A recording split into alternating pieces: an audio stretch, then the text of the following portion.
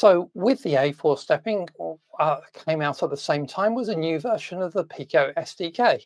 Now this is positioned as a minor a minor release. It's not, a big release. So okay, fair enough. But actually, there's some interesting stuff in here, and actually, it's a bigger release than I thought. I was expecting. I thought it was just going to be allow the A4 stepping to work and do a few sort of version changes and fixes. But no, there are actually stuff in there. As always, the big things in there, we have new board support. So all of the other manufacturers producing lots of RP2350 and still RP2040 boards, they need to get their board files off and into the SDK so that we can set the board type and be able to use additional features off of that board. And so there are definitely new boards in there. There is also the ability to do, well, actually, let's talk about the boards first. So there's about 14, 15 new boards in there. I was a little bit surprised there weren't more WaveShare boards actually, because I've been looking at quite a few WaveShare boards and reviewed their displays. In fact, I've got one coming up that is a 2.8 inch circular screen, which is really nice. And I've got a video coming up in a couple of weeks on that. And its board file isn't here. And that sort of creates a little bit of a problem because without that board file, actually, the board isn't particularly usable. Fortunately, as your concierge to the world of the Raspberry Pico and RP2040 or 2350, I can, of course, fix that. So I can explain how to actually use a local board file and get that to build with that. And that's what I've done on that. But yeah, these boards come out and with each release, and there's quite a few new boards still coming through the market. And as you can see there are a few 2040 boards as well. It's not all 2350s. So all good stuff and usable. I didn't see anything that I necessarily jumped towards and thought, oh, I must have a look at that board, I must admit. If I've missed one and you think there's something that's really, really exciting and interesting there, let me know. And perhaps I'll see if I can get hold of one and give it a push. So what else is there on that list of new features? Well, we've also got a self-decrypting binary.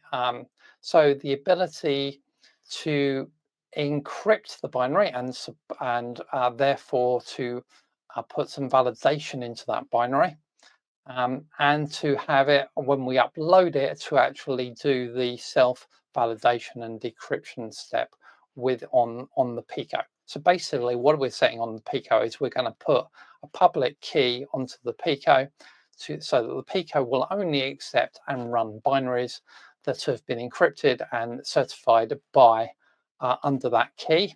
And then we're going to have a self-decrypting binary that actually will load itself.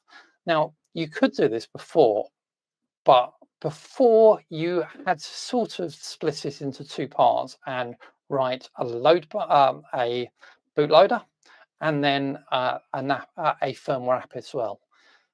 Which is a little bit more of a faff. So this fix is quite nice because it actually allows you to actually do it all in one go, and that makes it a little bit easier for us to put security into our RP2350 applications, which is what this is all about.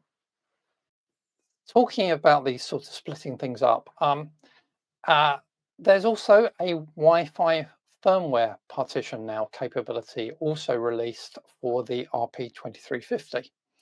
Now, why is this a big deal and why is this important? Well, if you've ever looked at the size of your binaries and your firmware that you're loading up onto a Pico 2 or a Pico 2W, you'll probably notice that the binary that you're loading on the Pico 2W was true of the Pico W as well, is massively bigger. And why is it massively bigger? Well, because all of the firmware that it goes into the Wi-Fi chip, that CYW43, actually is inserted into your firmware, and it's loaded onto that CYW43 on boot.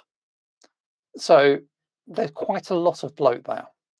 Now, that's okay. It's certainly not a problem at all if you're, loading stuff over USB or via SWD or things. But think about this.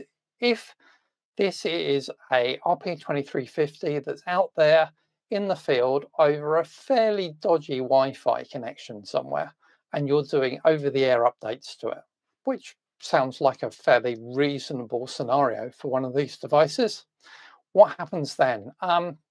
Well, we've got all of this additional code for the Wi-Fi chip that we're not changing at all. And we've got to take that all down and load that all into Flash at the same time. That's kind of not great.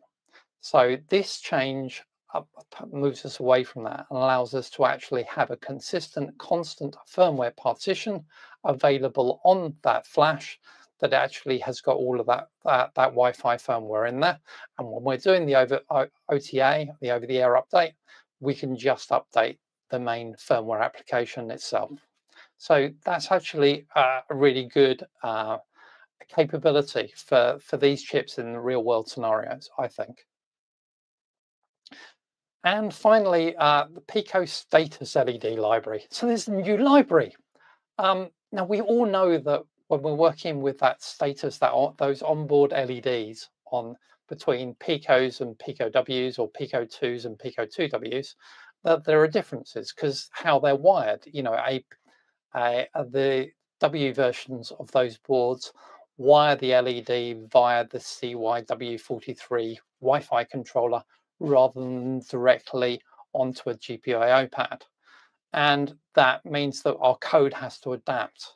Well, now it doesn't, because if we use that Pico Status LED library, actually we can treat the LEDs exactly the same and just use those functions to do it.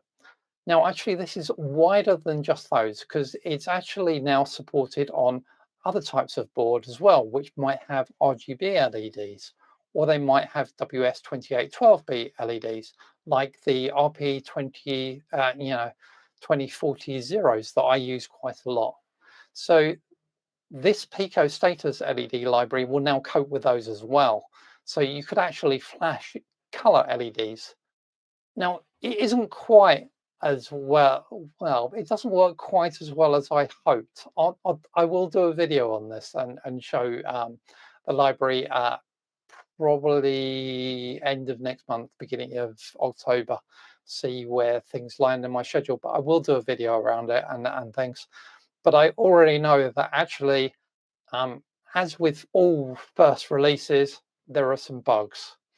And if you're playing around with WS2812B onboard LEDs on something like an RP2040 or an RP2350 it doesn't quite work. You change the color of the LED and nothing happens at all, because you have to turn it off first and then wait 200 microseconds, and then you can set the color of the LED. This kind of isn't what the interface describes, and I think is a bug.